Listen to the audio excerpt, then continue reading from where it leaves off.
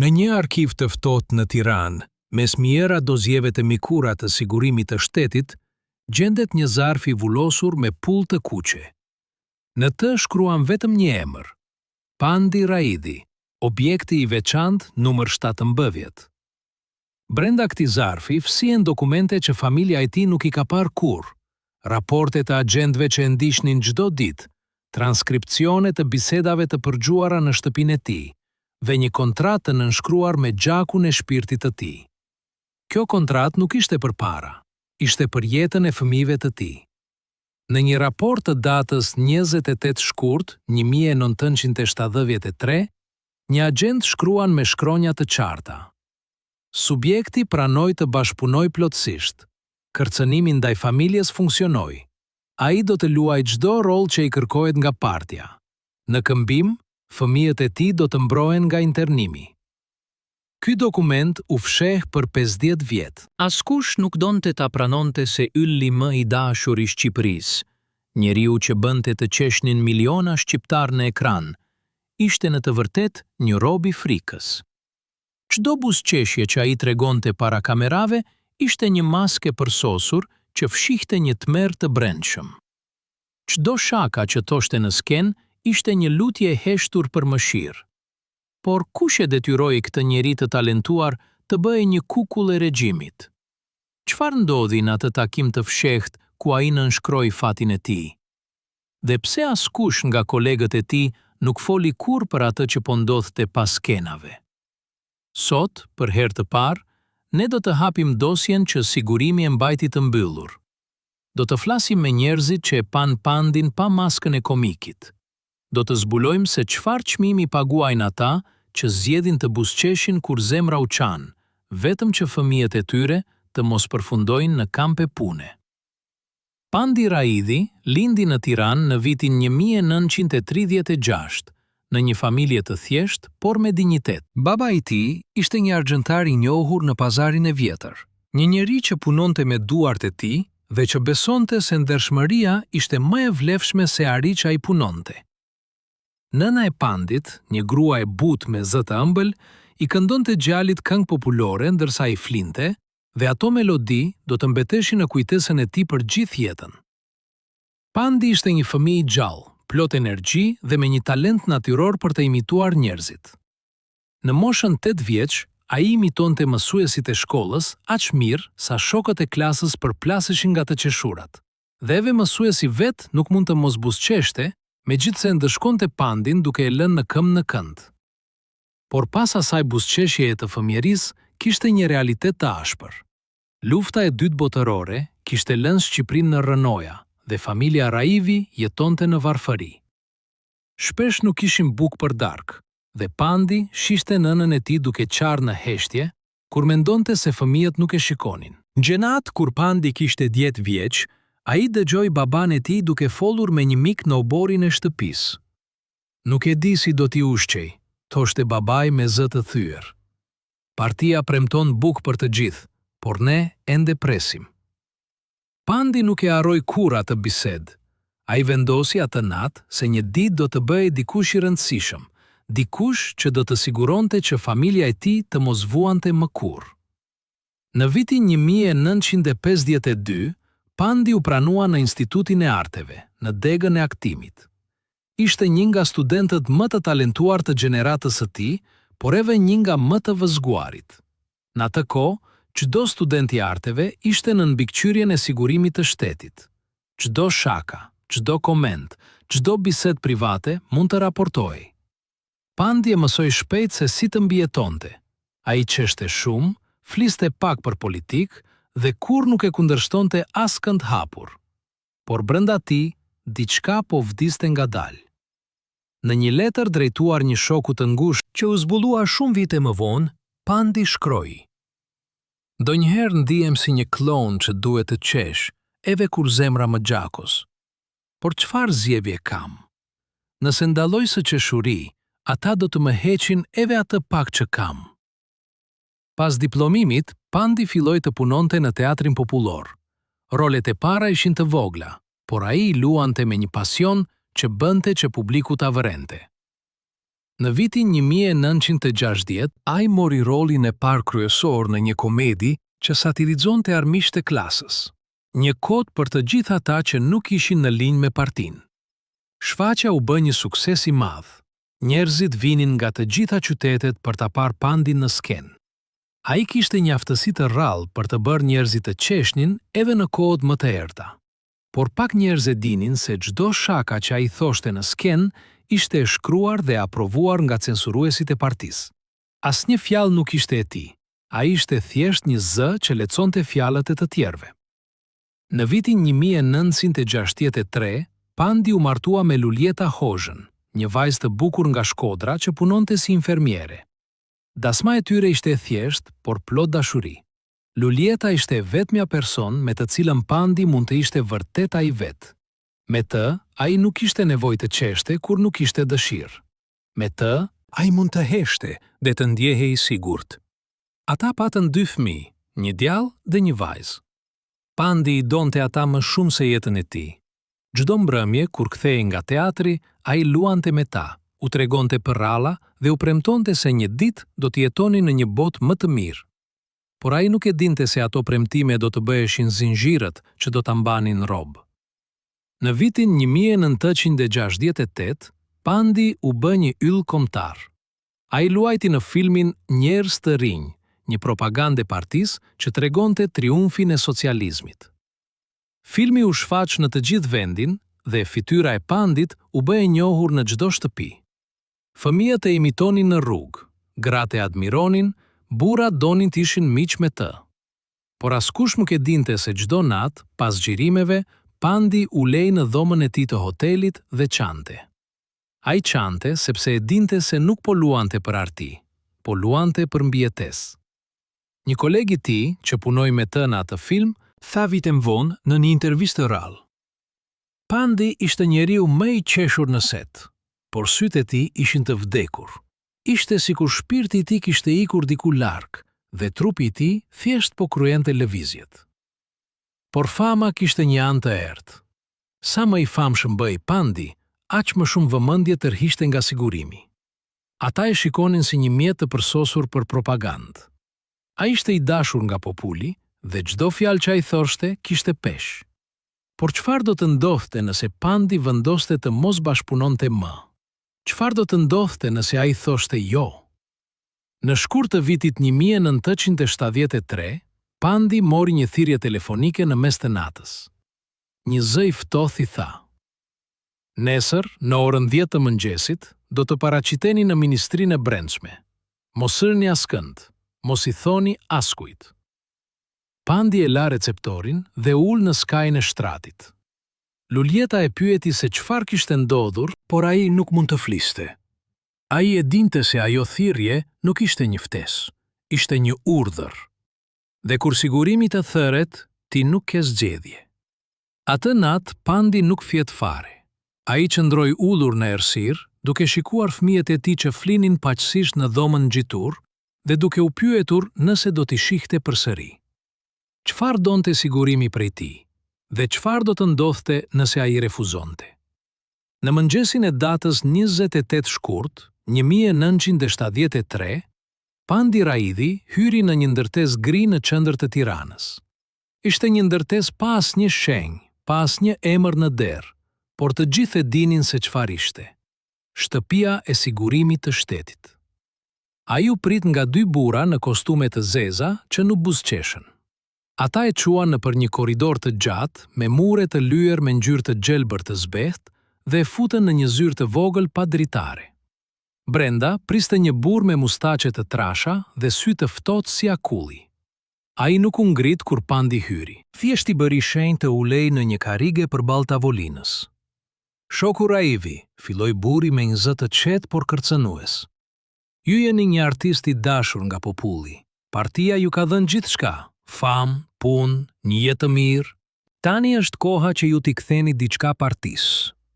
Pandi nuk foli. Ai thjesht e shikoi burrin duke pritur.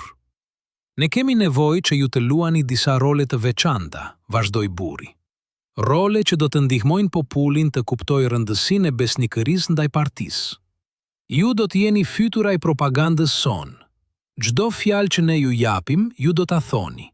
Çdo rol që ne ju ofrojmë, ju do ta luani, pa pyetje, pa refuzim. Pandi ndjeu një të ftohtë që i kaloi në përkuriz. Dhe nëse unë refuzoj, pyeti ai me një zë që mezi dëgjoi. Burri buzëqeshi për herë të parë, por ishte një buzëqeshje që ngrinte frikë. Atëherë ne do të jemi të detyruar të marrim masa.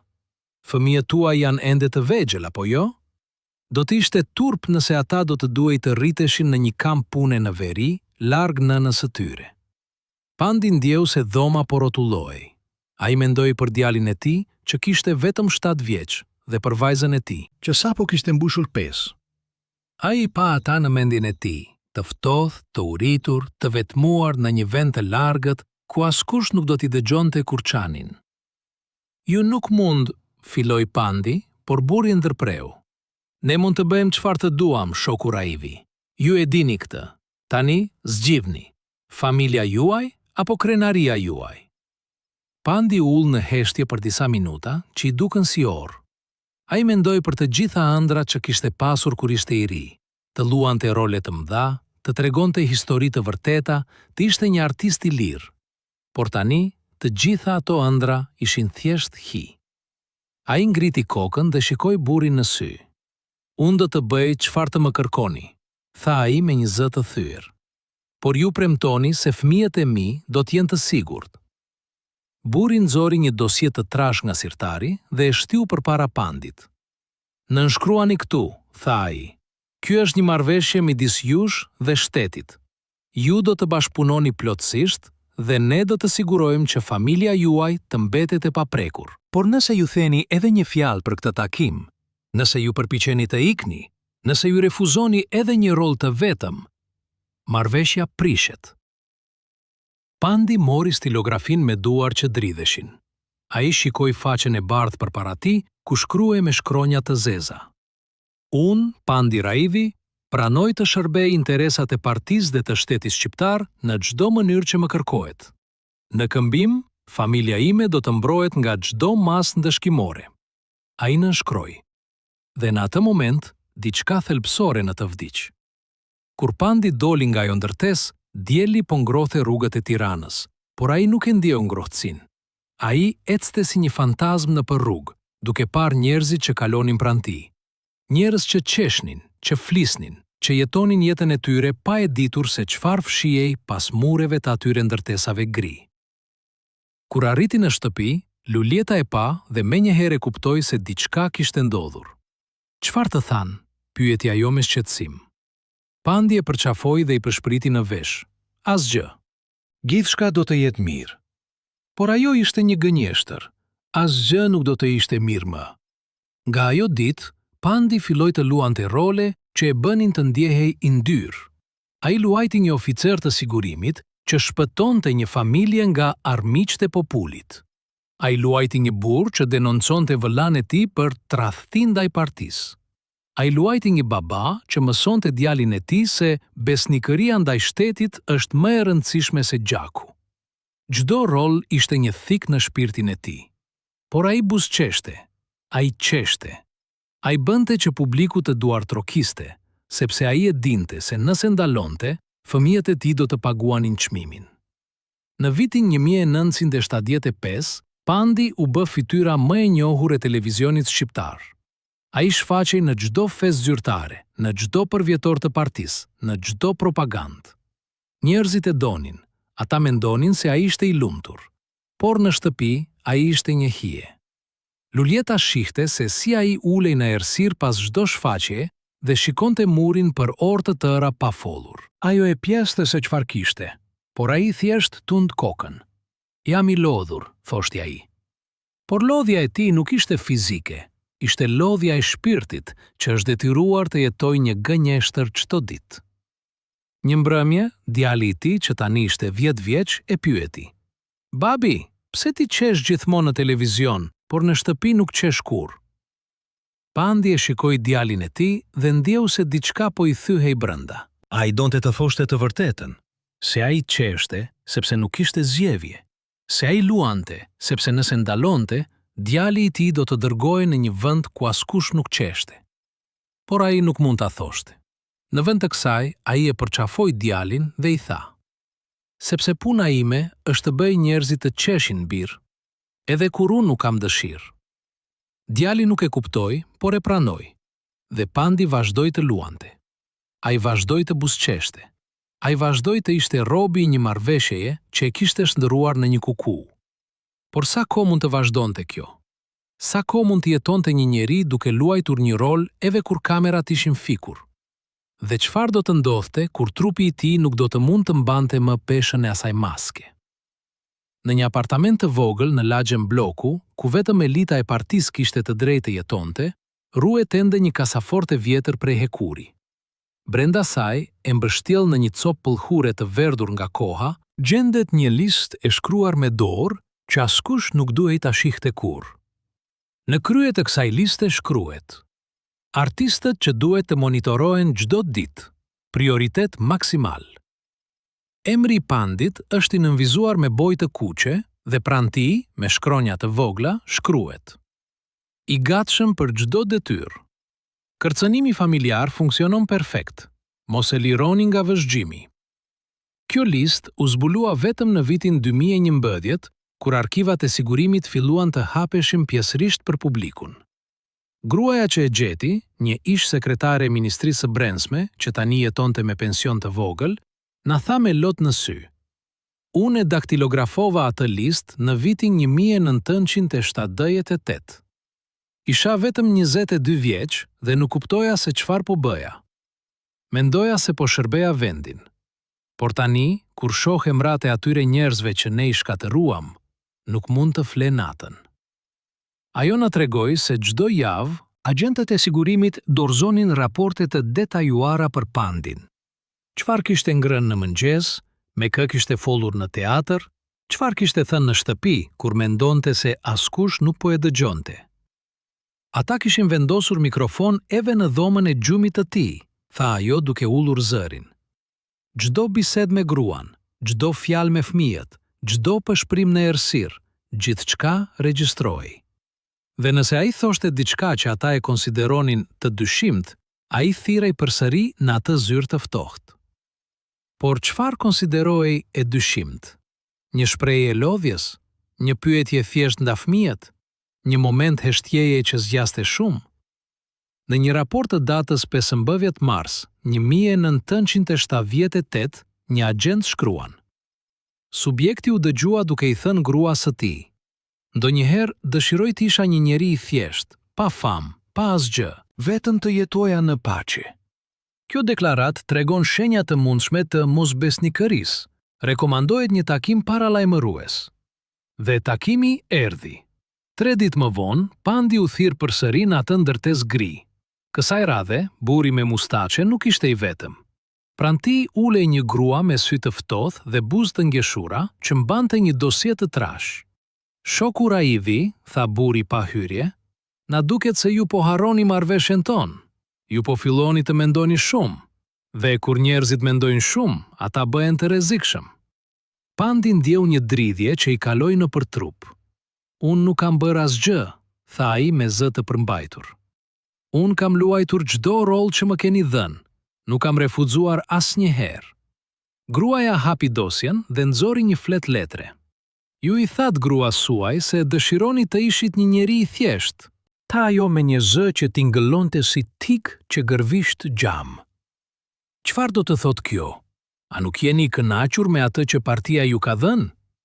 Pandi e kuptoi në atë moment se çdo fjalë që ai thoshte në shtëpinë e tij po dëgjoi.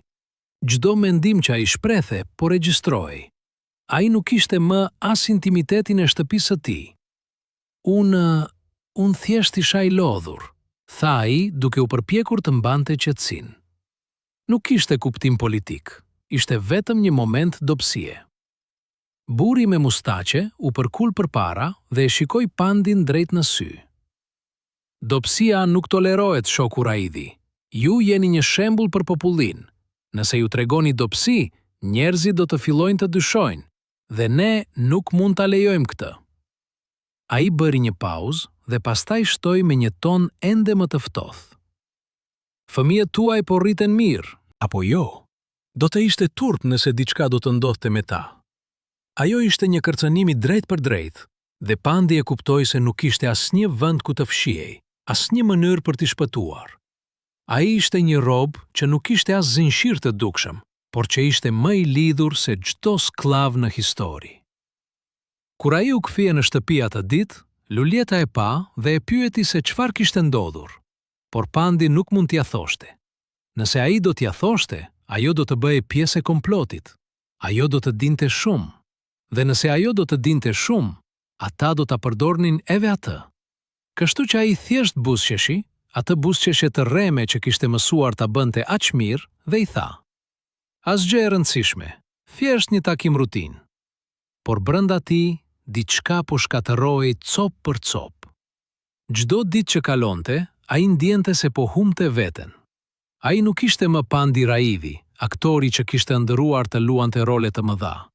Ai ishte bërë një marionet që lëvizte vetëm kur dikush tjetër tërhiqte fijet. A mund të vazhdonte kështu për gjithë jetën? A mund të jetonte duke ditur se çdo fjalë që thoshte po dëgjohej, çdo lëvizje që bënte po vëzhgohej, çdo mendim që kishte po gjykohej?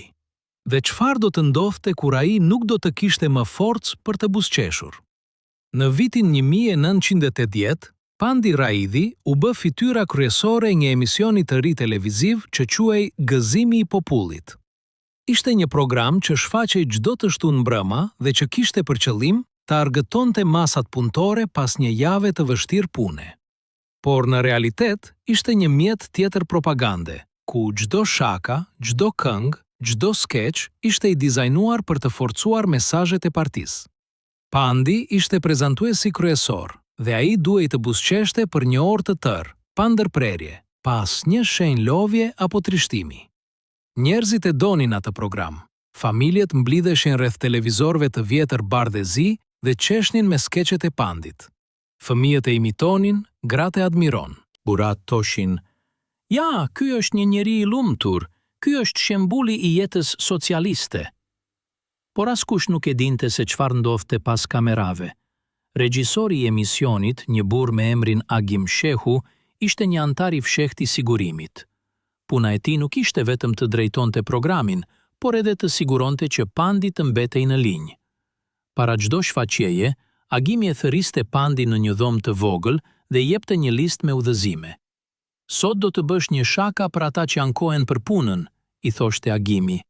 "Do të tregosh se sa të lumtur janë njerëzit që punojnë për ndërtimin e socializmit. Dhe në fund do të thuash: faleminderit partisë që na jep këtë jetë të mrekullueshme." Pandi lexonte listën dhe ndjente një peshë në gjoks, por ai nuk mund të refuzonte. Ai dinte se nëse thoshte jo edhe një herë të vetme, fëmijët e tij do të paguanin çmimin. Kështu që ai dilte në skenë, buzëqeshte dhe thoshte fjalët që ishin shkruar. Por një natë, diçka ndryshoi. Ishte data 23 nëntor 1981 dhe Pandi po paraqitej në një skeç ku ai luante një burr që denonconte fqininë e tij për dëgjim të radios së huaj. Skena ishte e shkruar për të qenë qesharake, por në të vërtet ishte një mësim i frikshëm për publikun. Nëse ti dëgjon diçka që nuk duhet, dikush do të raportojë. Ndërsa Pandi po luante, ai pa në radhët e para një grua të vjetër që po qante. Ajo nuk qante nga të qeshurat, ajo qante nga dhimbja.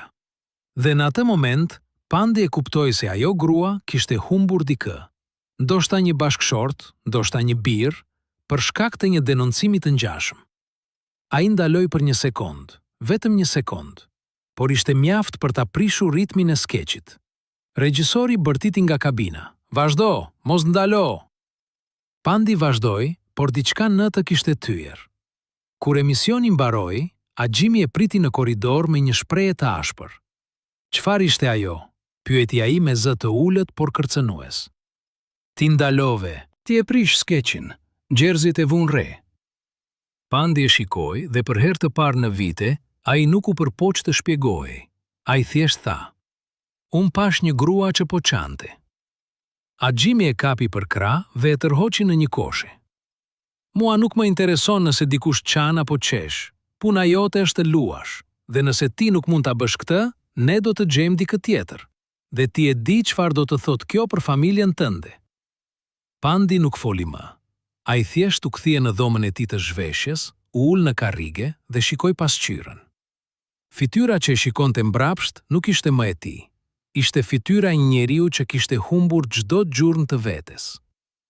Atë natë kur arriti në shtëpi, fëmijët e tij ishin duke fjetur. Ai hyri në dhomën e tyre dhe qëndroi aty për minuta të gjata, duke i shikuar. Djali i tij, që tani ishte 15 vjeç, po ndëronte diçka dhe buzëqeshte në gjumë. Vajza e tij, 13 vjeç, kishte një kukull në krah që Pandi ja kishte bler vite më parë. Ai u përkul dhe i puthi të dy në balë. Dhe në atë moment, ai mori një vendim. Ai nuk do të ndalonte së luajturi. Ai nuk do të rebelohej. Ai nuk do të bënte asgjë që do t'i vinte në rrezik ata. Por ai do të mbante një ditar të fshehtë. Një ditar ku do të shkruante të vërtetën. Një ditar që një ditë, kur gjithçka të kishte mbaruar, do të tregonte se çfarë kishte ndodhur vërtet. Ai filloi ta shkruante atë ditar në mes të natës, kur të gjithë në shtëpi flinin. Ai e fshite në një dëras të lirë në bodrum, e mbështjell në një qese plastike. Në faqen e parë ai shkroi: Emri im është Pandi Raivi. Njerëzit mendojnë se unë jam i lumtur, por unë nuk jam. Unë jam një rob. Dhe ky ditar është dëshmia ime se unë nuk zgjodha këtë jetë. Më detyruan ta jetoja. Në vitet që pasuan, ai vazhdoi të shkruante. Çdo natë, pas çdo shfaqjeje, pas çdo takimi me sigurimin, pas çdo kërcënimi të ri, Ai shkruante. Ai shkruante për takimet e fshehta ku i thoshin se çfarë të thoshte. ai shkruante për mikrofonët që ishin vendosur në shtëpinë e tij. Ai shkruante për frikën që zgjonte çdo mëngjes dhe që e shoqëronte deri në gjumë. Por ai shkruante edhe për dashurinë që kishte për fëmijët e tij, për shpresën se një ditë ata do të jetonin në një botë ku nuk do të duhej të zgjiveshin midis artit dhe lirisë, për besimin se e vërteta një ditë do të dilte në dritë. Në vitin 1985, Pandi u bë njeriu më i famshëm në Shqipëri, por ai ishte edhe njeriu më i vetmuar. Ai jetonte në një shtëpi plot njerëz, por ndjehej sikur ishte i vetëm në një ishull të shkretë. Ai fliste me mijëra njerëz çdo javë, por nuk ishte asnjë me të cilin mund të fliste vërtet. Ai çeshte para miliona shqiptarëve, por brenda tij Ai çante çdo ditë. a mund të jetonte kështu për gjithë jetën? A mund të vazhdonte të ishte dy njerëz njëkohësisht, Pandi i ekranit dhe Pandi i vërtet? Dhe çfarë do të ndodhte kur ai nuk do të kishte më forcë për të mbajtur atë maskë?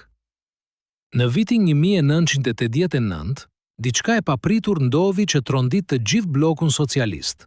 Muri i Berlinit ra. Regjime komuniste që kishin qenë në pushtet për dekada, filluan të shembeshin njëri pas tjetrit. Në Poloni, në Çekoslovaki, në Hungari, në Rumani, njerëzit dilnin në rrugë dhe kërkonin liri. Por në Shqipëri, asgjë nuk ndryshoi. Partia e punës mbante ende kontrollin e plot. Sigurimi ishte ende në çdo koshe. Dhe njerëz si Pandi ishin ende robër të një sistemi që refuzonte të vdiste. Por edhe në Shqipëri, era e ndryshimit po fillonte të frykte. Njerëzit po flisnin më shumë në fshehtësi. Studentët po lexonin libra të ndaluar. Disa artistë po fillonin të bënin pyetje. Dhe sigurimi po bëhej më i ashpër se kurrë, Sepse dinte se kontrolli po i rrëshqiste nga duart. Në shkurt të vitit 1990, Pandi u thirr përsëri në atë ndërtesë gri. Kësaj radhe, buri me mustaqe duke i shqetësuar. Shoku Raivi, tha ai pa hyrje. Kohët po ndryshojnë. Pandi e shikoi me një shprehje të lodhur. Unë nuk kam folur kur kundër partisë, tha ai. Unë kam bërë gjithçka që më keni kërkuar. Buri u përkull përpara. E dim, por tani duhet të bëni më shumë. Duhet të denonconi kolegët tuaj që po flasin kundër sistemit. Duhet të na raportoni çdo bisedë që dëgjoni. Çdo dyshim që keni. Ju jeni në një pozitë të veçantë. Njerëzit ju besojnë, dhe ne duhet ta përdorim këtë besim. Pandi ndjeu një të ftohtë që i kaloi nëpër trup. Ju më kërkoni të bëhem spion kundër miqve të mi? Pyeti ai me zë të përmbajtur. Burri nuk u përgjigj drejt për drejt. Ai thjesht tha: Ju jeni tashmë spion, shoku Raivi. keni qenë për 20 vjet. Tani, po ju kërkojmë thjesht të zgjeroni punën tuaj. Ato fjale goditën Pandin si një grush në stomak. Ai e kishte ditur gjithmonë se çfarë ishte, por të dëgjonte atë me zë të lartë ishte diçka tjetër. Ai ishte një spiun, ai ishte një tradhtar, ai ishte një njeri që kishte shitur shpirtin e tij për të mbrojtur fëmijët e tij. Dhe tani, ata po i kërkonin të shiste edhe shpirtrat e të tjerëve. Unë nuk mund. Taj me zë që mezi dëgjohej. Buri e shikoi me një shprehje të ftohtë. Ju mund, dhe ju do ta bëni, sepse nëse nuk e bëni, ne do të hapim dosjen tuaj.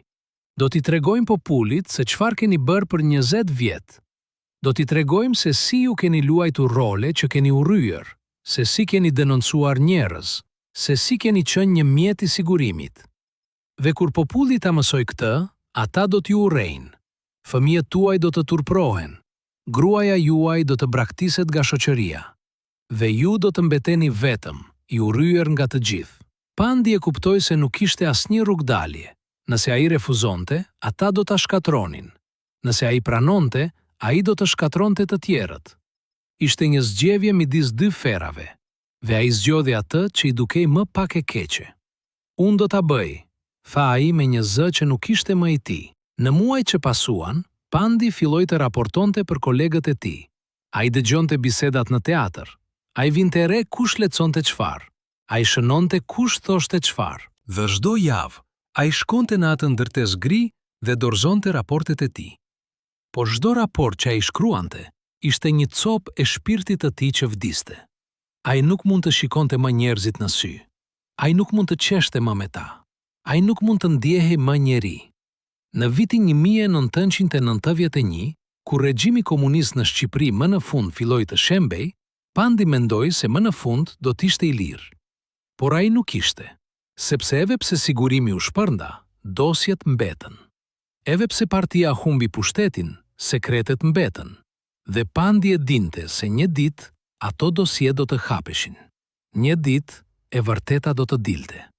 Dhe kur ajo ditë do të vinte, ai do të duhej të përbalet me atë që kishte bërë. Por deri atëherë, ai vazhdoi të jetonte me atë peshë në shpirt. Ai vazhdoi të buzëqeshte kur duhej, ai vazhdoi të luante kur i kërkohej. Por brenda tij, ai ishte tashmë i vdekur. Çfarë do të ndodhte kur dosje do të hapeshin? Çfarë do të thoshin fëmijët e tij kur do të mësonin se çfarë kishte bërë babai i tyre? Dhe a do të mund të falej ndonjëherë për zgjedhjet që kishte bërë, edhe nëse ato zgjedhje ishin bërë për t'i mbrojtur ata? Në një shtëpi të vogël në periferi të Tiranës, e fshehur pas një obori plot me pemë të vjetra mani, jeton një grua që për 50 vjet ka mbajtur një sekret që e ka gërryer nga brenda çdo ditë të jetës së saj. Emri i saj është Drita Kola, dhe ajo ishte infermierja personale e Pandi Rajdit në vitet e fundit të regjimit. Ajo nuk ka folur kur publikisht për atë që pa, por kur ne shkuam ta takojmë, ajo na tha me një zë që dridhej. Kam pritur këtë moment për gjysmë shekulli. Kam pritur që dikush të vijë dhe të më pyeste vërtetën, sepse unë nuk mund ta mbaj më. Ajo na çoi në një dhomë të vogël, ku ruante një kuti metalike të mbyllur me dry. Brenda saj kishte shënime mjekësore që nuk ishin regjistruar kur zyrtarisht, receta që nuk ishin shkruar kur në dosjet spitalore, dhe fotografi që tregonin një realitet që askush nuk donte ta shihte. Pandi Raivi nuk ishte i sëmur vetëm në shpirt, na tha ajo duke hapur kutin me duar që dridheshin. Ai ishte i sëmur edhe në trup. Por askush nuk duhej ta dinte, sepse një artist i sëmur nuk mund të shërbente partinë. Ajo nxori një fotografi ku Pandi duke i dobët me fytyrë të verdhë dhe sy të thelluar.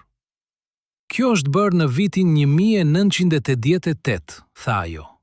Ai kishte humbur gati 20 kg në 6 muaj. Mëlçia e tij po dështonte, veshkat e tij po pushonin së funksionuari. Por çdo herë që ai shkonte te mjeku, raporti shkruhej: shëndeti i mirë, i aftë për punë. Pse? Sepse nëse do të shkruhej e vërteta, Pandi do të hiqej nga ekrani. Dhe nëse ai do të hiqej nga ekrani, partia do të humbiste një nga mjetet e saj më të fuqishme të propagandës. Kështu që mjekët gënjenin. Ata i jepnin Pandit ilaçe për dhimbje, por nuk e trajtonin kurrë sëmundjen e vërtet. Ata e mbanin në këmbë me injeksione që e bënin të duke i shëndetshëm për disa orë, por që po e vrisnin ngadalë nga brenda. Unë e shija duke vdekur çdo ditë, tha Drita duke fshirë lotët. Dhe e më e keqja ishte se ai e dinte. Ai e dinte se po vdiste, por nuk mund të bënte asgjë, sepse nëse ai do të ndalonte së punuari, nëse ai do të kërkonte trajtim të vërtet, ata do të pyesnin pse, dhe çdo pyetje çonte te dosja e tij. Çdo pyetje çonte te fëmijët e tij. Një mbrëmje, në vjetor të vitit 1989, Drita shkoi në shtëpinë e Pandit për t'i dhënë injeksionin e përditshëm. Ajo i gjeti të shtrirë në krevat duke qarë në heshtje. Çfarë ndodhi? E pyeti ajo. Pandi e shikoi me sy që ishin plot dhimbje. Sot djali më pyeti nëse unë jam krenar për atë që kam bërë në jetë, tha ai me zë të thyer. Dhe unë nuk dija çfarë t'i përgjigjesha. Si mund t'i them se unë nuk jam krenar për asgjë? Se çdo gjë që kam bërë ka qenë një gënjeshtër. Se çdo buzëqeshje që kam treguar ka qenë një mask për të fshehur turpin. Drita u ul pranë tij dhe mbajti dorën. Ti ke bërë atë që ke dashur për t'i mbrojtur, i tha ajo. Por Pandi tundi kokën. Jo, unë kam bërë atë që kam dashur për të mbijetuar. Ka një ndryshim të madh. Mbrojtja do të thotë të luftosh. Mbijetesa do të thotë të dorëzohesh. Dhe unë jam dorëzuar çdo ditë për 20 vjet. Atë natë, Drita e la Pandin duke fjetur, por ajo e dinte se ai nuk po flinte vërtet. Ai thjesht po mbyllte syt dhe po përpiqej të mos mendonte për atë që kishte bërë, për atë që po i bëhej, për atë që do të ndodhte kur e vërteta do të dilte. Por sa kohë mund të jetonte një njeri duke mbajtur një peshë të tillë? Sa kohë mund të frymonte kur çdo frymarrje ishte një kujtim i asaj që kishte humbur? Dhe çfarë ndodh me trupin kur shpirti tashmë ka vdekur? Në mars të vitit 1990, ndërsa Shqipëria po fillonte të lëvizte drejt ndryshimeve që do të rrëzonin regjimin komunist, Pandi Raidhi mori një thirrje telefonike që e la të ngrirë. Ishte ora 3 pas mesnatës dhe zëri në anën tjetër të linjës ishte i njohur. Ishte Agim Shehu, regjisori i vjetër që kishte qenë gjithmonë më shumë se një regjisor. Pandi, tha Agimi me një zë që tinglonte i lodhur dhe i friksuar, duhet të takohemi. Tani, jo nesër, tani. Pandi e dinte se kur dikush nga sigurimi të thëret në mes të natës, nuk është kurrë për lajme të mira. Ai u vesh në heshtje, pas zgjuar luljeta dhe doli në errësirën e natës. Ata u takuan në një park të vogël pranë liçenit artificial, ku askush nuk shkonte në atë orë. Agjimi po qëndronte ulur në një stol duke pirë në një shishe raki. Kur Pandi u afrua, ai pa se Agjimi kishte plakur 10 vjet në një natë. Çfarë ndodhi? Pyeti Pandi. Agjimi e shikoi me sy që ishin plot frikë. Gjithçka po shembet, tha ai. Partia po humbet kontrolin, sigurimi po shpërbehet, dhe dosjet po fillojnë të rrjedhin. Pandi ndjeu se zemra po i ndalonte. Çfarë do të thotë kjo? Agjimi mori një glënjë tjetër raki dhe pastaj foli me një zë që mezi dëgjoi. Do të thotë se çdo gjë që kemi bërë, çdo raport që kemi shkruar, çdo emër që kemi denoncuar, gjithçka do të dalë në dritë. Dhe kur të dalë, njerëzit do të na gjejnë dhe do të na vrasin. Ai bëri një pauzë dhe pastaj shtoi. Pandi, ti ke një dosie më të trashë se imja. Ti ke denoncuar 10 njerëz. Ti ke luajtur role që kanë dërguar familje të tëra në internime. Dhe kur njerëzit do ta mësojnë këtë, ata nuk do të kuptojnë se ti ishe i detyruar. Ata do të shohin vetëm se ti ishe një tradhtar. Pandi u ul në stolin pranë tij, duke ndjerë se këmbët nuk e mbanin më. Çfarë mund të bëj? Pyeti ai me një zë që tingëllonte si një pëshpërim. Agjimi e shikoi me një shprehje që ishte një përzierje e mëshirës dhe dëshpërimit. Ik, tha ai. Merr familjen dhe ik nga Shqipëria. Shko në Greqi, në Itali, kudo. Por ik para se të jetë shumë vonë. Por Pandi e dinte se nuk mund të ikte. Ai ishte shumë i njohur. Fytyra e tij ishte në çdo shtëpi shqiptare. Nëse ai do të përpiqej të ikte, do të kapej menjëherë. Dhe nëse do të kapej, jo vetëm ai, por edhe fëmijët e tij do të ndëshkoheshin. Unë nuk mund të ik, tha ai. Unë jam i burgosur këtu, jo me hekura, por me fytyrën time, me famën time, me gjithë shka që kam qënë. Axhimi tundi kokën dhe u ngrit për t'u larguar. Atëherë përgatitu, tha ai, sepse furtuna po vjen, dhe kur të vijë, askush nuk do të shpëtoj. Ai u largua në errësirë dhe pandi mbeti ulur në atë stol për orë të tëra, duke shikuar ujin e liçenit që shkëlqente në hënën e dobët. Ai mendoi për të gjitha zgjedhjet që kishte bërë. Ai mendoi për të gjithë njerëzit që kishte denoncuar, jo sepse i urrente, por sepse ishte detyruar. Ai mendoi për të gjitha rolet që kishte luajtur, jo sepse i besonte, por sepse nuk kishte zgjedhje. Dhe ai mendoi për fëmijët e tij, që tani ishan të rritur dhe që së shpejti do të mësonin se çfarë kishte bërë babai i tyre për t'i mbrojtur. A do të kuptonin ata? A do të falnin? Apo do të ktheheshin nga ai me turp dhe urrejtje? Kur ai u kthye në shtëpi në Axhim, Lulieta ishte zgjuar dhe po e priste. Ku ishe? Pyeti ajo me shqetësim. Pandi nuk mund t'ia thoshte të vërtetën. Ai thjesht e përqafoi dhe i pëshpriti. Më fal. Ajo nuk e kuptoi se për çfarë po kërkonte falje, por ai po kërkonte falje për gjithçka, për vitet që kishte jetuar një gënjeshtër, për zgjedhjet që kishte bërë, për atë që do të vinte. Sepse ai e dinte se furtuna po afrohej, dhe kur ajo do të godiste, asgjë nuk do të mbetej në këmbë. Në qershor të vitit 1991, pak muaj pas rënies së regjimit komunist, Pandi Raidhi mori një zarf në post që nuk kishte asnjë adresë kthimi. Brenda tij kishte vetëm një flet letre me një fjalë të shkruar me shkronja të mëdha. Ne e dim çfarë ke bërë, dhe së shpejti do ta dinë të gjithë. Pandi e lexoi atë fjalë dhe ndjeu se dhoma po rrotullohej. Ai e dinte se ky ishte fillimi i fundit. Dikush kishte filluar të hapte dosjet. Dikush kishte filluar të zbulonte sekretet. Dhe së shpejti, emri i tij do të ishte në çdo gazet, në çdo bisedë, në çdo akuzë. Ai e fshiu zarfin dhe letrën, por nuk mund të fshinte frikën që po e gërrente nga brenda. Ai filloi të shihte njerëz që e shikonin me sy të ndryshëm në rrugë. Ai filloi të dëgjonte pëshpëritje kur kalonte pranë grupeve. Ai filloi të ndjente se çdo hap që bënte po vëzgohej, çdo lëvizje po gjykohej. Një ditë, ndërsa po ekste në qendër të Tiranës, një burr i ri ju afroa dhe ndaloi. Ju jeni Pandi Raidhi apo jo? Pyeti burri me një zë të ftohtë. Pandi u përpoq të buzëqeshte, atë buzëqeshje që kishte mësuar ta bënte automatikisht.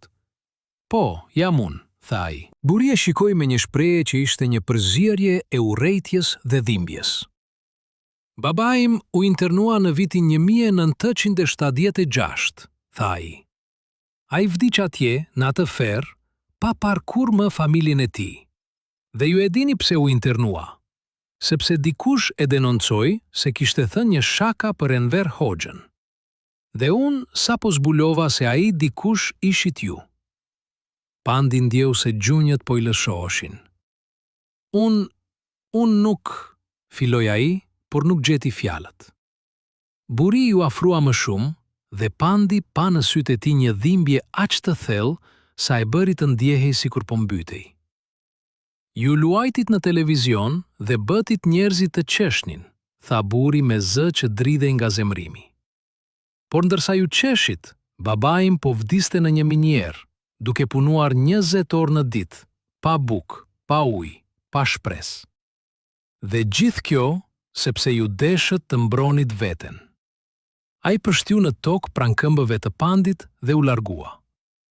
Pandi mbeti aty, I ngrirë, duke ndjerë se çdo sy në rrugë po e shikonte. Ai dote të bërtiste se ai nuk kishte pasur zgjedhje, se ai kishte bërë atë që kishte bërë për të shpëtuar fëmijët e tij, se ai vetë ishte një viktim. Por ai e dinte se askush nuk do ta dëgjonte, sepse në sytë e atyre që kishin humbur të dashurit e tyre, ai nuk ishte një viktim. Ai ishte një bashkëpunëtor, ai ishte një tradhtar, ai ishte një nga ata që kishin mbajtur sistemin në këmbë. Kur ai arriti në shtëpi atë ditë, ai e gjeti djalin e tij duke e pritur në dhomën e ndenjes. Djali, që tani ishte 26 vjeç dhe punonte si inxhinier, e shikoi me një shprehje që Pandi nuk e kishte parë kurrë më parë. "Babi", tha djali me një zë të qetë por të ftohtë. "Sot një koleg më pyeti nëse është e vërtet se ti ke qenë një informator i sigurimit. Ai më tha se emri yt është në një listë që po qarkullon. Ai më tha se ti ke denoncuar njerëz që pastaj janë internuar." Pandi ndjeu se bota po i shembej. Ai kishte frikë nga ky moment për 20 vjet. Ai kishte ndëruar makte për këtë bisedë, dhe tani ajo po ndodhte. "Bir", filloi ai me zë që dridhej, "ka gjëra që ti nuk i kupton. Ka gjëra që unë kam bërë, por jo sepse kam dashur. Kam bërë sepse..." Djali ndërpreu. "Sepse çfarë, babi? Sepse ishe i friksuar? Sepse doje të na mbrojsh? Por sa njerëz tjerë u shkatëruan që ti të na mbrojsh ne? Sa familje u copëtuan që familja jonë të mbete e tërë?" Pandi nuk ishte përgjigje. Ai thjesht ulur në karrige dhe mbuloi fytyrën me duar. "Unë nuk kisha zgjedhje", pëshpriti ai. Djali qëndroi në heshtje për një moment dhe pastaj tha diçka që e theu Pandin më shumë se çdo akuzë tjetër. "Të gjithë kanë zgjedhje, babi. Disa zgjedhin të luftojnë, disa zgjedhin të vdesin me dinjitet, por ti zgjodhe të jetosh si një rob. Dhe tani, ne të gjithë duhet të mbajmë peshën e asaj zgjedhjeje." Ai u largua nga dhoma dhe Pandi mbeti ulur aty, duke qarë për herë të parë në vite. Ai qau për të gjithë njerëzit që kishte denoncuar. Ai qau për të gjitha zgjedhjet që kishte bërë. Ai qau për atë që kishte qenë dikur dhe për atë që ishte bërë. Por më shumë se gjithçka, ai qau sepse e dinte se djali i tij kishte të drejtë. Ai kishte pasur zgjedhje dhe ai kishte zgjedhur gabim. A mund të jetonte me këtë të vërtet? A mund të shikonte në pasqyrë duke ditur se ai kishte shpëtuar fëmijët e tij duke shkatëruar fëmijët e të tjerëve?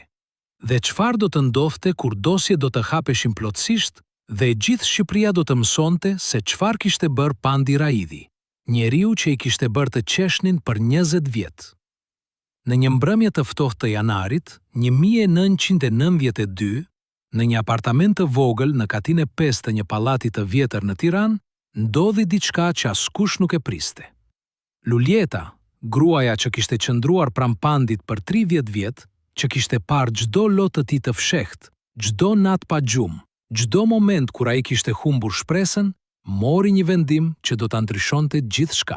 Ajo hapi një sirtar të vjetër, që Pandi nuk e kishte prekur prej vitesh, dhe nxori një tuf letrash të lidhura me një kordon të kuq. Ishin kopje të raporteve që Pandi kishte shkruar për sigurimin, dokumente që ai kishte mbajtur në fshehtësi si një lloj dëshmie, si një lloj prove se ai nuk kishte zgjedhur këtë me dëshirë. Luljeta i lexoi ato raporte një nga një, dhe me çdo faqe që kthente, zemra i thyhej më shumë. Ajo pa emrat e njerëzve që Pandi kishte denoncuar, pa fjalët që ai kishte shkruar me dorë të dridhur, pa shënimet në fund ku shkruhej "Subjekti bashkëpunoi plotësisht, informacioni i vlefshëm, të vazhdohet monitorimi." Ajo pa se si çdo raport kishte një shënim të vogël në fund të shkruar me shkronjën e Pandit, për mbrojtjen e familjes. Kur Pandi hyri në shtëpia të mbrëmje, ai e gjeti Luljeta ulur në tavolinë me ato letra të shpërndara përpara saj. Fytyra e saj ishte e bardhë si gjelçerja, dhe sytë e saj ishin të kuq nga të qarit. "Pse nuk ma dhe kur?" pyeti ajo me një zë që mezi dëgjohej. Pandi ndjeu se gjunjët po i lëshoheshin. Ai kishte frikë nga ky moment për dekada. Ai kishte ndëruar makthe ku gruaja e tij zbulonte të vërtetën dhe e braktiste. Por tani që momenti kishte ardhur, ai nuk kishte më forcë për të gënjyer. Sepse nëse do të ta thoja, tha ai duke ulur ngadalë në karrige, ti do të bëhesh e pjesë e barës. Ti do të mbaje peshën e asaj që unë kisha bërë, dhe unë nuk doja që ti të vuaje për zgjedhjet e mia. Luljeta e shikoi me sy që ishin plot dhimbje dhe dashuri në të njëjtën kohë. Por unë kam vuajtur, tha ajo. Kam vuajtur çdo ditë duke të parë ty duke u shkatëruar nga brenda. Kam vuajtur duke ditur se diçka të hante, por duke mos ditur se çfarë ishte. Kam vuajtur duke jetuar me një burr që ishte aty fizikisht, por që shpirtërisht ishte i humbur diku larg. Ajo mblodhi letrat dhe i vuri në një zarf. Këto duhet të digjen, tha ajo. Nëse dikush i gjen, ti do të shkatërohesh plotësisht. Fëmijët tanë do të turprohen dhe gjithçka që kemi ndërtuar do të rënohet. Por Pandi tundi kokën. Jo, tha ai me një vendosmëri që Lulieta nuk e kishte dëgjuar prej vitesh. Këto nuk duhet të digjen. Këto janë dëshmia ime. Këto janë prova se unë nuk e zgjodha këtë jetë. Një ditë kur unë të mos jem më, këto do të tregojnë të vërtetën. Jo për të më justifikuar, por për të treguar se çfarë i bënte sistemi njerëzve. Se si ai shndërronte viktimat në bashkëpunëtor dhe bashkëpunëtorët në viktima. Lulieta e shikoi për një kohë të gjatë dhe pastaj tha diçka që e befasoi Pandin. Atëherë shkruaj gjithçka. Shkruaj çdo detaj, shkruaj çdo takim, çdo kërcënim, çdo moment kur të detyruan të zgjidhje. Sepse nëse ti nuk e tregon historinë tënde, dikush tjetër do ta tregojë, dhe ata do ta tregojnë vetëm pjesën që i shërben atyre, jo të vërtetën e plot. Atë natë, Pandi filloi të shkruante atë që do të bëhej dëshmia e tij e fundit. Ai shkroi për takimin e parë në atë ndërtesë gri, për kërcënimin ndaj fëmijëve të tij, për çdo raport që kishte shkruar me zemër të thyer. Ai shkroi për njerëzit që kishte denoncuar dhe për natët kur nuk kishte fjetur duke menduar për ta. Ai shkroi për çdo rol që kishte luajtur dhe për çdo buzëqeshje të rreme që kishte treguar. Dhe ai shkroi për dhimbjen e të qenit i detyruar të jetosh si dy njerëz njëkohësisht, duke ditur se asnjëri prej tyre nuk ishte vërtet ai. Por ndërsa shkruante, ai e dinte se kjo nuk do të ishte mjaft. Sepse në një botë ku të gjithë kërkonin fajtor, askush nuk donte të dëgjonte për viktima që kishin bërë zgjedhje të këqija. Askush nuk donte të kuptonte se ndonjëherë zgjedhja nuk është midis të mirës dhe të keqes, por midis dy të këqijave. Dhe kur zgjedh të keqen më të vogël për të shpëtuar ata që do, a të bën kjo më pak fajtor, apo thjesht të bën një lloj tjetër viktim? Në prill të vitit 1993, kur Shqipëria ishte në kaos të plot ekonomik dhe social, kur njerëzit po iknin me mira drejt Italisë dhe Greqisë, kur e kaluara po hapej si një plagë e vjetër që nuk ishte shëruar kurrë, Pandi Raidhi mori një ftesë që e la të hutuar. Ishte një letër nga një organizatë e re që quhej Instituti për Studimin e Krimeve të Komunizmit. Dhe ata po organizonin një konferencë ku ish artist dhe intelektual do të flisnin për përvojat e tyre në regjim. Letra ishte e shkruar me një ton të butë, por mesazhi ishte i qartë. Ne besojmë se historia juaj duhet të dëgjohet, jo për t'ju gjykuar, por për të kuptuar se si sistemi funksiononte, për të treguar se si ai i zhdëronte njerëzit e zakonshëm në veglat të tij. Pandi e lexoi letrën disa herë, duke u përpjekur të vendoste nëse kjo ishte një kurth apo një mundësi. Ai e diskutoi me Lulieta, e cila i tha: "Nëse ti nuk flet tani, kur do të flasësh? Kur të vdesësh dhe të mos kesh më zë? Kur fëmijët tanë të mbesin me turpin pa kur pasur mundësinë të dëgjojnë anën tënde të historisë?" Pandi vendosi të shkonte, por kur arriti në sallën ku mbahej konferenca, ai pa se shumica e njerëzve që ishin atje nuk ishin si ai. Ata ishin njerëz që kishin vuajtur drejt për drejt nga sistemi, njerëz që kishin qenë në burgje, në internime, në kampe pune. Ata ishin viktima të pastra, dhe ai, Pandi Raidhi, ishte diçka tjetër. Ai ishte një viktim që kishte bërë viktima të tjera. Kur erdhi radha e tij të fliste, ai u ngrit me këmbë të pasigurta dhe shkoi te mikrofoni. Salla ishte plot me njerëz, dhe ai ndjeu se çdo sy po e shikonte me një përzierje kurioziteti dhe dyshimi. Ai filloi të fliste me një zë që dridhej. "Emri im është Pandi Raidhi. Shumica prej jush më njihni si aktorin që ju bënte të qeshni në televizion. Por sot unë jam këtu për t'ju treguar se çfarë fshihej pas asaj buzëqeshjeje." Ai tregoi gjithçka. Ai tregoi për takimin e parë me sigurimin, për kërcënimin ndaj fëmijëve të tij, për 20 vjet bashkëpunim të detyruar. Ai tregoi për raportet që kishte shkruar, për njerëzit që kishte denoncuar, për natët kur kishte qarë duke ditur se çfarë kishte bërë. Dhe ai tregoi për zgjedhjen e pamundur që ishte dhënë, të shpëtonte fëmijët e tij duke shkatëruar fëmijët e të tjerëve. Kur mbaroi, salla ishte në heshtje të plotë. Askush nuk duar trokiti. Askush nuk foli. Njerëzit thjesht e shikonin, Dhe në sytë e tyre, Pandi pa një përzierje emocionesh që nuk mund t'i dallonte qartë. Ishte mëshirë, ishte urrejtje, ishte kuptim, apo ishte thjesht konfuzion? Pastaj, një grua e vjetër u ngrit nga rreshti i parë. Ajo ishte e veshur me të zeza, dhe fytyra e saj ishte e rrudhur nga vitet dhe dhimbja. Emri im është Marie Leka, tha ajo me një zë që ishte i fortë pavarësisht moshës. Burri im u internua në vitin 1977. Ai vdiq atje pas 5 vjetësh. Unë kam jetuar 35 vjet duke u pyetur kush e denoncoi. Dhe sot, duke dëgjuar ju, unë mendoj se ndoshta ishit ju. Ndoshta ju shkruajtit raportin që e dërgoi atë në atë ferë. Pandi ndjeu se zemra po i ndalonte. Ai nuk e mbante mend emrin e saj, por ai kishte shkruar aq shumë raporte sa ishte mundur. Nëse isha unë, tha ai me zë të thyer, unë nuk ju fal, por ju kuptoj. Sepse nëse dikush do të më kishte vënë në zgjedhjen tuaj, ndoshta edhe unë do të kisha bërë të njëjtën gjë. Dhe kjo është pjesa më e tmerrshme e asaj që na bëri sistemi. Ai na detyroi të bëheshim gjëra që nuk do t'i bënim kurrë ndryshe. Ai na mori njerëzimin dhe na la vetëm me frikën. Ajo u ul dhe Pandi ndjeu se diçka po lirohej brenda tij. Jo falja, por kuptimi. Jo shpëtimi, por njohja se ai nuk ishte i vetmi që kishte vuajtur në atë mënyrë. Pas konferencës, disa njerëz ju afruan Pandit, disa e akuzuan, disa e përqafuan, disa thjesht e shikonin pa folur. Por një burr i ri, që kishte qenë ullur në fund të sallës, ju afrua dhe i tha: "Faleminderit që fole. Baba im ishte gjithashtu një bashkëpunëtor i detyruar.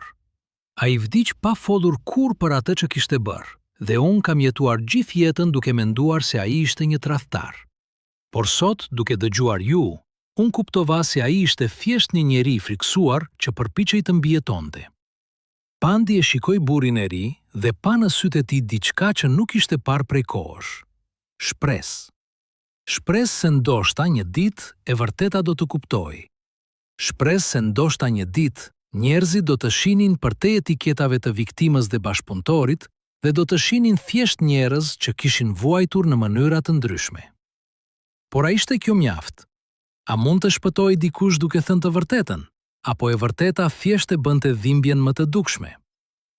Në shtator të vitit 1994, Pandi Raidi u shfaq për herë të fundit në publik. Ishte një mbrëmje përkujtimore në teatrin kombëtar, ku po nderoheshin artistët që kishin kontribuar në kulturën shqiptare gjatë dekadave të fundit. Emri i Pandit ishte në listë, por kur organizatorët e thirrën në skenë, shumë në salë filluan të përshpëritnin. Disa duar trokitën me respekt për artin e tij, disa mbetën ullur në heshtje, duke refuzuar të nderonin një njeri që konsideronin tradhtar. Pandi u ngrit ngadalë dhe shkoi në skenë. Ai dukej shumë më i vjetër se mosha e tij. Flokët e tij ishin bërë plotësisht të bardhë. Fytyra e tij ishte rrudhur nga vitet e stresit. Dhe sytë e tij, që dikur kishin qenë plot jedhë dhe humor, tani ishin të lodhur dhe të zbrazët. Ai mori mikrofonin dhe filloi të fliste, por jo për artin e tij. Ai foli për diçka tjetër. "Unë qëndroj këtu sonte", tha ai me një zë që ishte i qetë por i qartë, "jo për të festuar atë që kam bërë, por për të pranuar atë që kam qenë. Unë kam qenë një artist, por unë kam qenë edhe një rob. Unë kam bërë njerëzit të qeshin, por unë kam bërë edhe njerëz të vuajnë. Dhe unë nuk mund të ndaj këto dy pjesë të jetës sime dhe të them se njëra ishte vërtet dhe tjetra jo. Të dyja ishin të vërteta, të dyja ishin unë." Ai bëri një pauzë dhe shikoi sallën. "Unë e di se shumë prej jush më urreni dhe keni të drejtë. Unë e di se shumë prej jush mendoni se unë duhet të kisha zgjedhur ndryshe dhe ndoshta keni të drejtë. Por unë ju lus të kuptoni një gjë. Sistemi që na qeveriste nuk na jepte zgjedhje të mira. Ai na jepte vetëm zgjedhje të këqija. Dhe ne zgjodhëm atë që menduam se do të na linte të jetonim edhe një ditë tjetër. Ai vuri mikrofonin dhe u largua nga skena pa pritur duartrokitje. Disa njerëz duartrokitën, shumë nuk e bën. Por ajo që ishte e rëndësishme nuk ishte duartrokitja. Ishte se ai kishte folur. Ai kishte thënë të vërtetën. Dhe tani, çfarëdo që do të ndodhte, ai kishte bërë atë që kishte dashur të bënte për 30 vjet, të ishte i ndershëm. Pas asaj mbrëmjeje, Pandi u tërhoq nga jeta publike. Ai nuk doli më në televizion. Ai nuk luajti më në teatr. Ai jetoi në heshtje në apartamentin e tij të vogël, duke kaluar ditët duke lecuar, duke shkruar dhe duke kaluar kohë me Luljeta dhe me ata pak miq që kishin mbetur pranë tij. Fëmijët e tij erdhën ta shihnin, por marrëdhënia nuk ishte më e njëjtë. Kishte një distancë të vogël, një hije dyshimi që nuk shkonte kurrë plotësisht. Ata e donin ende, por ata nuk e shikonin më me të njëjtët sy. Dhe Pandi e kuptonte këtë. Ai e pranonte si pjesë e çmimit që duhej të paguhej. Në vitin 1998, Luljeta u sëmur rënd. Mjekët thanë se ishte kancer dhe se nuk kishte shumë kohë. Pandi kaloi çdo ditë pranë saj, duke mbajtur dorën, duke i lecuar poezi, duke i kujtuar ditët e para kur ishin takuar dhe kur gjithçka dukej e mundur. Një ditë, pak para se ajo të largohej nga kjo botë, Luljeta e shikoi dhe i tha: "Unë nuk pendohem që u martova me ty. Edhe duke ditur gjithçka që di tani, unë do të zgjidhja përsëri ty, sepse ti nuk ishe një njeri i keq. Ti ishe thjesht një njeri i friksuar." Dhe frika na bën të gjithëve gjëra që nuk do t'i bënim ndryshe. Ajo vdiq në krahët e tij dhe Pandi ndjeu se pjesa e fundit e tij që ishte ende e gjallë vdiq me të. Ai jetoi edhe 5 vjet pas saj, por ato ishin vite të zbrazda. Ai ishte një hije që ecte nëpër rrugë, një fantazmë e asaj që kishte qenë dikur.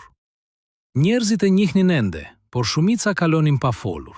Disa e përshëndesnin me respekt, disa e shikonin me urrejtje, por shumica thjesht e injoronin sikur ai ishte tashmë i vdekur. Në mars të vitit 2003, Pandi Raidi u largua nga kjo botë në heshtje, në të njëjtin apartament ku kishte jetuar për 50 vjet. Ai u gjet nga djali i tij, i shtrirë në krevat me një shprehje paqeje në fytyrë që nuk e kishte pasur prej vitesh. Pranë tij ishte një zarf i vulosur me emrin e djalit të shkruar sipër. Brenda tij ishte një letër e fundit, e shkruar me dorë të dridhur, por me fjalë të qarta. "Biri im, kur të lexosh këtë, Unë nuk do të jem më. Dhe ndoshta kjo është më mirë, sepse tani ti mund të më kujtosh pa peshën e asaj që unë isha. Unë dua që ti të dish se çdo zgjedhje që e bëra duke menduar për ty dhe për motrën tënde. Unë nuk them se ishin zgjedhje të mira, por ishin zgjedhjet e mia. Dhe tani, unë i lë ato në gjyqimin e historisë dhe në zemrën tënde. Nëse mund të më falësh, fale. Nëse nuk mund, kuptoje se unë nuk të fajsoj. Jetosha me dinjitet, birë. Jetosha me ndershmëri. Jetosha në një mënyrë që unë nuk munda. Dhe nëse dikush të pyet për mua, thuaj të vërtetën, se unë isha një njeri i dobët që u përpoq të mbijetonte në një kohë kur mbijetesa kërkonte të bëheshe diçka që nuk doje të ishe. Me dashuri dhe me pendim, babait." Varrosja e Pandit ishte e thjeshtë. Erdhën rreth 100 njerëz, një numër i vogël për një njeri që dikur kishte qenë i njohur nga miliona. Disa ishin miq të vjetër, disa ishin kolegë, dhe disa ishin njerëz që kishin ardhur thjesht për të parë fundin e një historie që i kishte prekur në mënyra të ndryshme. Në varrezat e Tiranës, ku Pandi u varros pranë Luljeta, djali i tij mori fjalën dhe tha: "Babai im nuk ishte një hero, por ai nuk ishte as një demon. Ai ishte thjesht një njeri që jetoi në një kohë kur të qenit njeri nuk ishte mjaft. Kur duhej të zgjidhje midis familjes dhe ndërgjegjes, midis mbijetesës dhe dinjitetit, dhe ai zgjodhi atë që mendoi se do ta mbante familjen e tij të gjallë. Unë nuk e justifikoj atë që ai bëri, por unë e kuptoj pse e bëri. Dhe ndoshta, kjo është gjithçka që mund të bëjmë për ata që jetuan në kohë të errta. Të kuptojmë. Edhe kur nuk mund të falim, dosha e Pandit u hap plotësisht për publikun. Gazetat shkruan për të. Disa i quajtën tradhtar, disa i quajtën viktim, disa thjesht treguan faktet dhe i lanë lecuesit të gjykonin. Por ajo që ishte e qartë, ishte se historia e Pandi Rajdit nuk ishte unike. Kishte qindra, ndoshta mijëra njerëz të tjerë që kishin jetuar të njëjtën jetë të difisht, që kishin qeshur në publik dhe qarë në fshehtësi, që kishin luajtur role që i kishin urryer për të mbrojtur ata që donin. Dhe tani, me hapjen e arkivave, të gjitha ato histori po dilnin në dritë. Disa njerëz kërkuan drejtësi, disa kërkuan hakmarrje, por shumë thjesht kërkuan kuptim. Ata donin të dinin pse njerëzit bënin atë që bënin, pse sistemi funksiononte në atë mënyrë, pse ishte aq e lehtë të shndërroje një njeri të mirë në një vegjël të keqe. Sot, 21 vjet pas vdekjes së Pandit, emri i tij ende ngjall debate. Ka ata që thonë se ai duhet të ishte më i fortë, se ai duhet të kishte refuzuar, Se ai duhet të kishte zgjedhur vdekjen me ender, sesa jetën me turp. Por ka edhe ata që thonë se është e lehtë të gjykosh nga siguria e së tashmes, por që kur je në mes të stujis, kur fëmijët e tu janë në rrezik, kur çdo zgjedhje është e keqe, atëherë ti bën atë që mendon se do të lejoj të shohësh dielin edhe një ditë tjetër. Teatri Kombëtar në Tiranë ka një plak të vogël në hyrje ku shkruhen emrat e artistëve që kanë kontribuar në historinë e tij. Emri i Pandi Rajdit është atje, por pranë tij ka një shënim të vogël. Artist i talentuar, viktim e sistemit, bashkëpunëtor i detyruar. Historia e tij na mëson se në kohë të errta askush nuk deli pastër. Ndoshta kjo është mësimi më i rëndësishëm i historisë së Pandi Rajdit, se në kohë kur sistemi është i korruptuar, ai korrupton të gjithë. Disa më shumë, disa më pak, por askush nuk mbetet plotësisht i paprekur. Dhe pyetja që mbetet nuk është nëse Pandi Rajvi ishte fajtor apo i pafajshëm, por nëse ne, në vendin e tij, do të kishim bërë ndryshe. Miq, si e shihni ju historinë e Pandi Rajdit? A ishte ai viktim e një sistemi mizor që e detyroi të zgjidhte midis familjes dhe ndërgjegjes, apo ai vetë mban përgjegjësinë për zgjedhjet që bëri? A mendoni se në vendin e tij ju do të kishit vepruar ndryshe, apo frika për fëmijët tuaj do t'ju kishte bërë të bëni të njëjtën gjë? A ka vend për falje për njerëzit që bën gjërat këqija në presion, apo përgjegjësia personale mbetet pavarësisht rrethanave? Shkruani mendimin tuaj në komente. Na tregoni nëse e mbani mend Pandin, nëse keni dëgjuar histori të ngjashme nga familja juaj, nëse besoni se sistemi ishte fajtor më shumë se individët, dhe nëse mendoni se kjo histori duhet të dëgjohet nga më shumë njerëz. Ndajeni këtë video me miqtë tuaj, sepse sa më shumë të flasim për të kaluarën, aq më pak gjasa ka që ajo të përsëritet. Shtypni like nëse kjo histori ju preku. Abonohuni në kanal për më shumë histori të tilla. Histori që tregojnë të vërtetën e plot, jo vetëm pjesën e rehatshme. Dhe mbi të gjitha, kujtoni, në një botë ku gjykimi është i lehtë, kuptimi është ajo që na bën vërtet njerëzor.